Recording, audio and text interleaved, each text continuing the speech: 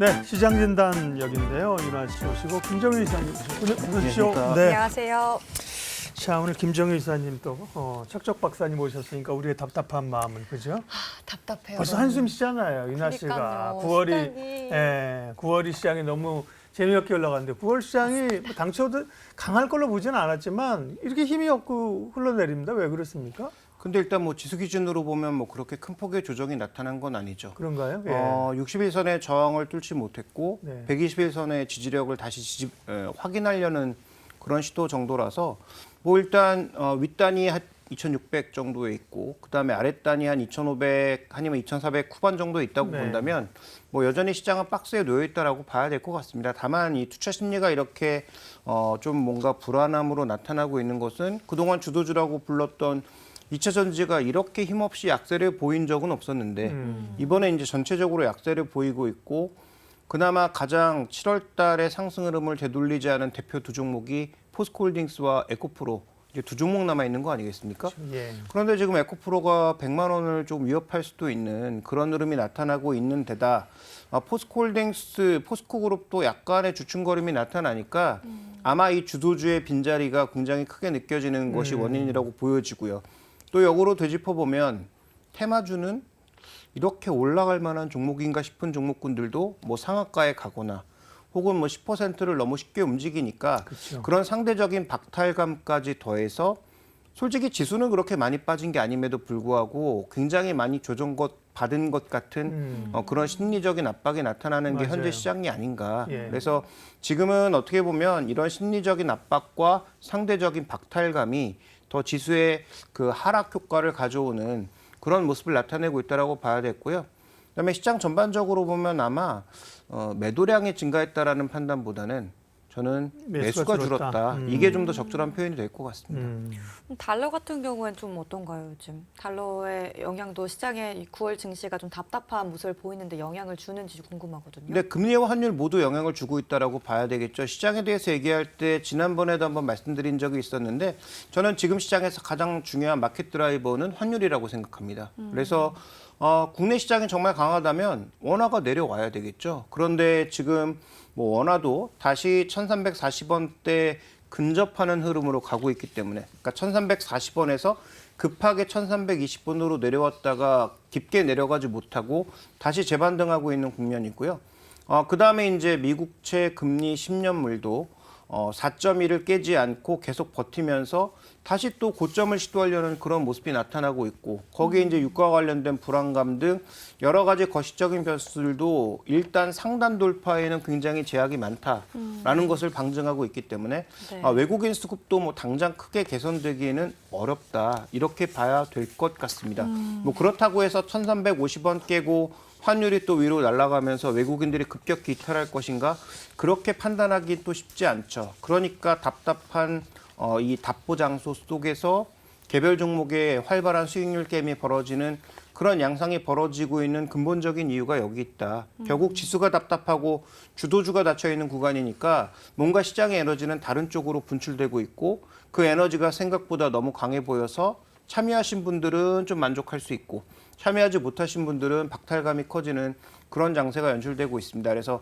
뭐 본래 질문으로 돌아와서 다시 말씀을 드리면 환율 기준, 금리 기준으로 봤을 땐 여전히 상단이 닫혀 있는 구조다 이렇게 봐야 될 것 같습니다. 예. 네, 그러면 환율 같은 경우에는 앞으로 좀 추가적인 상승은 제한될 것 같다 이런 말씀이신 걸까요? 네, 그렇습니다. 환율도 만약에 추가적인 약세를 보이려면 두 네. 가지 변수가 동시에 작용해야 되는데 달러가 더 급하게 강세로 가거나 아니면 원화가 약세로 갈 만한 요소가 있어야 되는데요. 좀 원화가 약세로 갈 만한 요소 단순하게 양 국가의 그 성장률이나 금리만 비교해 보면 여전히 원화가 약해야 됩니다. 그런데 우리가 지금 기대하고 있는 게 뭡니까? 4분기에 반도체가 업턴한다는 거잖아요. 그러니까 반도체가 업턴해서 기업이익이 늘어나면 환율 기준에서는 전혀 나쁠 게 없거든요. 그다음에 어쨌든 그 정부의 예상이 맞을지 안 맞을지는 모르지만 우리가 계속 상저하고를 얘기하고 있는데 하반기 정부가 생각하는 정도 기준의 성장률이 나오지 않는다고 하더라도 어쨌든 더 이상 밀리지 않는다. 혹은 어쨌든 조금 성장률이 올라간다라는 그런 판단이 들면 펀더멘탈 기준에서 원화가 더 약세로 가야 될 이유는 별로 없거든요. 그러면 미국의 달러가 강해야 될 이유? 전 세계 시장의 시스템 리스크가 와서 달러로 집중되면 달러 강해지겠죠. 근데 지금 그런 상황은 아닌 것 같고요. 두 번째로는 그런 미국 경제는 좋아지고 있느냐? 베이지북에서 밝히고 있잖아요. 소비도 둔화되고 고용도 둔화되고 전반적인 경기가 떨어지고 있다라는 것이 베이지북에서도 밝히고 있는데 달러만 강해야 될 이유도 아직까지는 찾기는 어렵다. 그렇게 본다면 환율은 지금 뭐 제한적인 모습을 보일 가능성이 높고 우리가 우려했던 중국 리스크도 극단적으로 확대되고 있지는 않기 때문에 그런 관점에서 보면 환율은 뭐 큰 변동성보다는 다시 한번 전고점 테스트를 할 가능성이 높다. 이렇게 봐야 될 것 같습니다. 네. 장은 순환매가 계속 나타나고 있는데요. 그나마 순환매 속에서도 조금 이렇게 굵직하게 시세도 그렇고 가져가는 게 이제 인공지능 AI하고 로봇이거든요. 네, 다른 섹터들은 굉장히 짧게 도는데 AI나 로봇 관련주 지금 투자 의견은 어떠세요? 모든 종목을 뭐 같이 투자하기는 어렵죠. 결국 2차 전지도 그렇게 장기적으로 상승하다가 최종 이제 두 종목 정도가 살아남은 것으로 보이고, 뭐 물론 장기적으로는 여전히 좋겠지만 지금 뭐 단기 시세를 봤을 때는 좀 불안한 측면이 있는 것만큼 로봇도 지금 뭐 실적이 따라오고 있느냐, AI도 실적이 따라올 것 같으냐, 그렇지 않다라는 거죠. 오늘 그 EU에서 발표된 그 뉴스를 보시면 결국은 메타를 포함한 주요 글로벌 플랫폼에 모두 규제를 하고 있습니다. 그 규제 핵심 포인트가 뭡니까? 개인정보 쓰지 말랍니다. 그러면 소위 그런 빅테크 기업들도 개인정보를 쓰기가 어렵고 매출의 얼마를 세금으로 내야 되는 그런 상황에서 국내에서 지금 급등하고 있는 시총 1,000억에서 5,000억도 안 되는 종목군들이 과연 글로벌 시장에서 뭔가 암약하면서 글로벌 자료를 긁어 모을 수 있다? 불가능한 일이죠. 그러니까 지금의 주가 급등과 펀더멘탈과는 거의 상관이 없다는 얘기가 되고요. 그래서 당연히 이 상승이 언제 끝날지 명확히 알 수 없지만 시장에 주도주가 생기거나 아니면 시스템 리스크가 발생하는 경우에는 동반해서 무너지거나 더 무너질 가능성이 크다라는 것이죠. 그래서 지금부터의 추가 투자는 쉽지 않고요. 저는 로봇 시장에서 여전히 큰 종목 중에서 의미 있는 종목은 두산 로보틱스의 상장을 앞두고 있는 두산. 그다음에 지금 로봇주로 전혀 인정받지 못하고 있는 LG전자. 오히려 이런 종목군들을 지금부터 주목해 봐야 되지 않느냐. 왜냐하면 LG전자는 로봇 하긴 하는데 포션이 그렇게 많지는 않은 거 아니에요? 그런데 지금 LG그룹의 방향성을 명확하게 밝혀주고 있는 것은 전기차와 관련된 부분, 전장, 그다음에 로봇과 관련된 부분 두 가지에 대해서 명확한 방향성을 제시하고 있잖아요. 그러니까 거기에 들어가는 부품과 관련돼 있는 그 산업에 대해서 LG그룹이 구광모 회장도 힘을 주고 있고 그다음에 LG전자의 사장도 나와서 계속 강조하고 있고 이번에 IAA 장소에서도 밝힌 그 전체적인 흐름을 보면 삼성도 마찬가지고 LG전자도 마찬가지고 그쪽 방향을 향하고 있기 때문에 뭐 저는 그 방향에서 보면 레인보우 로보틱스도 좋은 기업이고 그다음에 SPG도 좋은 기업이지만 과연 그런 기업들 대비해서 로봇 기술력이라든지 향후 AI와 연관된 어떤 시너지를 만들어내는 흐름이 LG전자가 과연 약한가? 그렇지 않을 거라고 판단하고 있기 때문에 저는 뭐 LG전자도 긴 관점에서 보면 로봇의 성장성이 반영될 수밖에 없다라고 보고 있습니다. 예. 로봇이랑 AI 테마 다음으로 좀 순환매가 올 만한 예상이 되는 섹터 혹시 있으신가요? 근데 지금 뭐 섹터 기준에서 보기보다는 저는 만약에 시장이 이렇게 계속 답답한 상태로 가게 되면 최근 들어서 이제 툭툭 움직이고 있는 그런 종목군들의 특징이 약간은 방어적인 성격이 있는 종목군들이 움직이고 있다. 그 대표적인 섹터가 배당을 그래도 조금 주는 종목군들. 그다음에 소위 이제 하이 퀄리티라고 하는 퀄리티 성격의 종목군. 여기서 퀄리티라고 하시면 가장 쉽게 생각할 수 있는 것은 소위 업종 대표주입니다. 그래서 그런 종목군들이 마켓 쉐어도 높고 그다음에 재무적으로도 비교적 튼튼하다 보니까 이렇게 뭔가 시장이 어려워질 때 구원 투수를 누군가 요구하게 되는데 그런 구원 투수들은 아무래도 업종 대표주의 가능성이 높다라고 봐야 되겠고 재무적 안정성도 비교적 높은 종목이 될 수가 있겠고요. 그다음에 최근 들어서 지주회사들 중에서도 바닥권에서 뭔가 꿈틀꿈틀 움직이는 종목군들이 많이 발견되고 있고요. 그다음에 정유주는 뭐 다른 시간을 통해서도 여러 번 강조드린 적이 있으니까 그런 종목군들이 일단 테마처럼 많이 오르진 않겠지만 다음 타자가 되거나 혹은 시장보다 상대적으로 견조하게 움직일 가능성이 높다라고 판단하고 있고요. 그다음에 뭐 반도체는 뭐 여러 번 강조드렸으니까 다시 얘기하면 좀 입이 아플 것 같습니다. 그래서 반도체 쪽은 저는 뭐 여전히 긍정적으로 보고 있고 방금 언급드렸던 대로 배당 그다음에 뭐 지금 어쨌든 이익이 늘고 있는 매출이 늘고 있는 그런 기업들과 더불어서 상대적인 저평가를 돌파하려고 하는 지주사 이런 기업들을 잘 볼 필요가 있다 이렇게 보고 있습니다. 네. 아, 다음에 반도체 여쭤보려고 했는데 살짝 입 아프다고 하셔가지고 이거 여쭤봐도 되나 싶은데요. 그래도 이 엔비디아 공급 이슈로 삼성전자가 6% 쭉 오르더니 금방 쉬어갔어요. 굉장히 흐름이 짧았던 것 같은데 투자 포인트 어떻게 가져가야 할지 지금 시점에서가 네. 궁금해지는 그러니까 것 같습니다. 반도체는 말씀 안 하시겠다는 게 아니라 네. 좋게 보는 섹터다. 아까 이제 그렇게 말씀하신 거니까 좀 디테일하게 네. 전략을 얘기해 주세요. 일단 삼성전자의 그 6% 급등은 솔직히 1년 중에 하루도 보기 힘든 일입니다. 그래서 그 정도의 흐름이 나타난 이후에 추가적인 상승세를 바로 보이기에는 좀 어렵고요. 왜냐하면 삼성전자를 둘러싸고 있는 뭐 수급 이슈나 여러 가지 이슈들이 워낙 중첩되어 있기 때문에 펀더멘탈 하나만으로 삼성전자의 어떤 방향성, 그다음에 우리가 기대하는 수익률을 바로 내기는 조금 어렵지만 반도체를 둘러싸고 있는 전체적인 핵심 포인트는 어쨌든 AI를 중심으로 늘고 있다는 분명하고요. 그다음에 또 한 가지는 지금 뭐 정부도 얘기하고 있고 그다음에 애널리스트들도 다 얘기하고 있는 게 4분기에는 뭔가 반도체가 역할을 해줄 수 있다. 이런 얘기들이 계속 나오고 있는데 네. 그 밑단에는 뭐가 있습니까? 기본적으로 지금 쌓여있는 재고들이 어느 정도 소진된 상황입니다. 그러면 수요가 증가하면 더 좋겠지만 수요가 증가하지 않는다고 하더라도 재고가 소진된 상황에서는 공장 가동률은 높아질 수 있고요. 공장 가동률이 높아지게 되면 쌓여있는 반도체 재고도 줄어들 수 있습니다. 그런데 반도체 쪽에서는 먼저 재고 소진을 했고 그다음에 제품에 대한 재고 소진도 된 상황이라는 거죠. 그러면 이런 그 흔히 얘기하는 IT 사이클 혹은 제품의 사이클로 봤을 때 재고가 소진된 상황에서 수요가 늘지 않는다고 하더라도 일정 부분의 가동률과 일정 부분의 리스타킹은 진행될 수밖에 없다라는 거죠. 그러면 그 관점에서 일단 자동차도 지금 할인 판매를 통해서 재고 소진하려고 하고 있죠. 그러면 새로 만드는 자동차엔 전부 뭐가 들어갑니까? 배터리 들어가고요. 전장용 부품 들어가고요.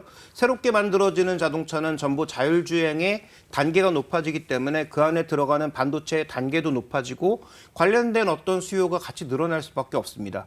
서버, AI 서버만 늘어나는 게 아니라 AI 서버가 급증하게 되면 일반 서버도 같이 늘어날 수 있는 여건이 만들어집니다.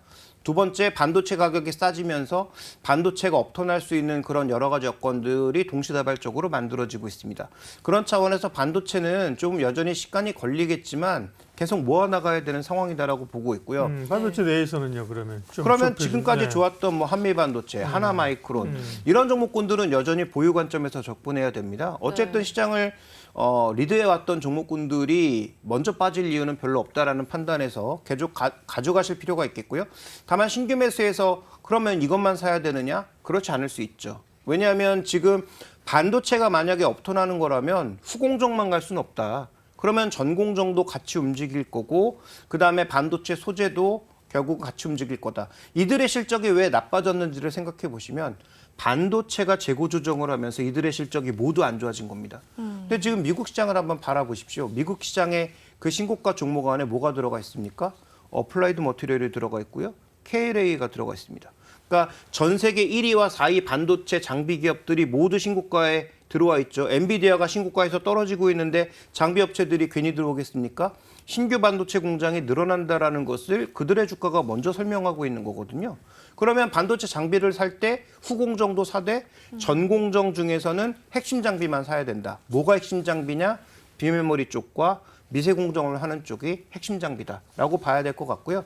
그런 해당 종목군들과 그 안에 들어가는 핵심 재료들, 대표적으로 뭐 솔브레인이라든지 그다음에 뭐 동진 세미캠 같은 이런 종목군들에 대해서는 네. 관심이 필요하고요.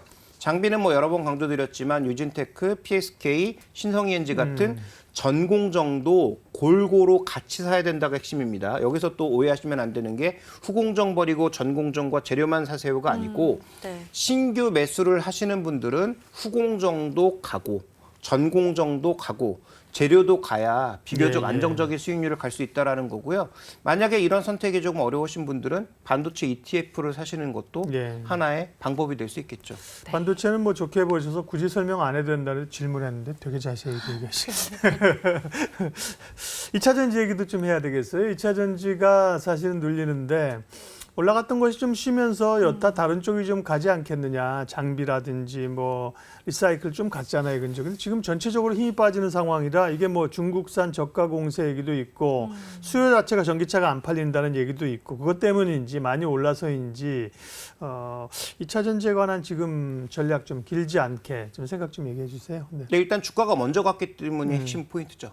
그러니까 2025년을 보고 주가는 먼저 올라갔는데 성장률이 예상했던 것보다 안 나오면 주가가 흔들리는 건 당연하다. 이렇게 봐야 될 것 같습니다. 그래서 그 맥락을 잡고 있는 에코프로와 포스코홀딩스가 여기서 더 추세를 붕괴시킨다면 단기간엔 좀 더 힘들어지겠죠. 뭐 장비든 소재든 가릴 것 없이 조금 더 힘들어질 가능성이 있고 에코프로나 포스코홀딩스라고 하는 마지막 남아있는 그 두 대장주가 그래도 최소한 추세를 이탈하지 않는 선에서 조정을 멈추고 반격을 시도한다면 나머지 종목군들도 순환이 돌 가능성이 높다 이렇게 보셔야 됩니다. 그래서 장기적으로는 좋게 보지만 단기적으로는 그 두 종목의 맥락에 따라서 전체 종목군들의 포트폴리오 비중을 조금 줄였다가 가야 될지 아니면 조정 시에 더 늘려가야 될지를 결정하시는 게 저는 순서라고 보고 있고요. 가장 중요한 맥락은 전기차가 얼마나 잘 팔리느냐가 가장 중요한 맥락일 것 같고 네. LFP 이런 얘기는 조금 다른 문제인 것 같습니다. 번외이고 네. 네, 알겠습니다. 다양한 이야기 나눠봤는데요. 이제 9월 달에 어떤 전략을 가져가야 될지 관심 종목 좀 어떤 거 보고 계신지 여쭤볼게요. 네, 9월 달 역시 전 지수가 뭐 크게 내려가기도 어렵고 크게 올라가기도 어렵다라고 봅니다. 결국 2레벨에서 계속 지지부진하게 움직일 가능성이 있고 결국 모멘텀을 찾는다면 중반으로 넘어갔을 때는 만기, 그다음에 후반으로 넘어가면서는 FOMC와 추석이라고 하는 두 가지 변수. 네. 이 변수에 따라서 변동성이 좀 있을 수 있기 때문에 일단 현금을 들고 계시다면 좀 여유 있게 들고 계시다가 나중에 움직이는 종목군들을 선택하시는 게 낫다라고 보고 있고요. 자, 종목은 반도체 쪽에서는 여전히 삼성전자와 신성에너지 같은 종목군들을 저는 선호하고 있고요. 아까 이제 어떤 종목이 상대적으로 나으냐라고 했을 때 지주회사, 정유회사, 배당 많이 주는 회사, 퀄리티 회사 이런 게 좋다라고 말씀드렸고 그다음에 이제 4분기에 방산과 관련돼서도 좀 숫자들이 찍힐 가능성이 있거든요. 근데 이 5가지 성격을 모두 포함하고 있는 한 종목이 있습니다. 오, 어떤 건가요? HD 현대죠. 그 안에 오일뱅크 지분이 있죠. 네. 그다음에 지금 얘기가 나오는 게 3조 가량의 잠수함 수주 얘기가 나오고 있습니다. 조선사 지분이 있죠. 그다음에 현대 건설기계를 포함한 여러 가지 건설기계도 자회사로 거느리고 있습니다. 지주사죠. 조선사 중에선 유일하게 배당도 줍니다. 이런 여러 가지 관점에서 봤을 때 모멘텀이 여러 가지가 녹아있기 때문에 뭐 지주사들 중에서 최근에 뭐 몇 종목들이 좀 꿈틀거리고 있는데 네. 오늘 조금 오른 HD현대도 그런 가능성을 반영하지 않았냐. 그래서 오늘 나왔던 사우디 얘기도 하나의 모멘텀이긴 하겠지만 좀 더 본질적으로는 각 사업부의 실적이 좋아지고 있는 것을 반영하는 총합이 결국 지주회사라는 관점에서 HD현대도 9월 달에는 한번 주목해 봐야 될 종목으로 저는 판단하고 있습니다. 정유도 좋게 얘기하셨는데 그거는 유가가 좀 계속 좀 올라주는 걸 가정해서인가요? 유가가 오르면 네. 영업의 이익이 좋아지죠. 그러니까 네. 갖고 있는 재고 자산의 평가손이 줄어들면서 이익이 좋아지는 건데 네. 저는 뭐 유가의 추가적인 상승은 제한적이라고 보고 있고요. 7월 달에 2달러였던 정제 마진이 지금 17달러입니다. 물론 여기서 더 올라가지 않는다고 해도 3분기, 4분기의 이익이 엄청나게 증액되는데 HD현대는 아시다시피 오일뱅크의 지분을 갖고 있는 회사죠. 예. 그래서 지분법 이익이 그동안 거의 잡히지 않다가 3분기, 4분기에는 크게 올라올 가능성이 있다라는 관점에서 저는 긍정적으로 보고 있고요. 뭐 S-오일과 GS에 대해서는 예전에 좋다라고 말씀드린 적이 있습니다. 네. 네. 답답한 시장 흐름인데요. 이렇게 얘기를 또 들으면서 길을 또 찾아야 됩니다. 오늘 김정효 이사님과 시장 전략 세워봤습니다. 네. 퇴근해도 되겠죠? 알겠습니다. 먼저 네. 퇴근해 보시죠. 오늘도 좋은 이야기 정말 감사드립니다. 네, 감사합니다. 수고하십시오. 이로운 경제 채널 EBC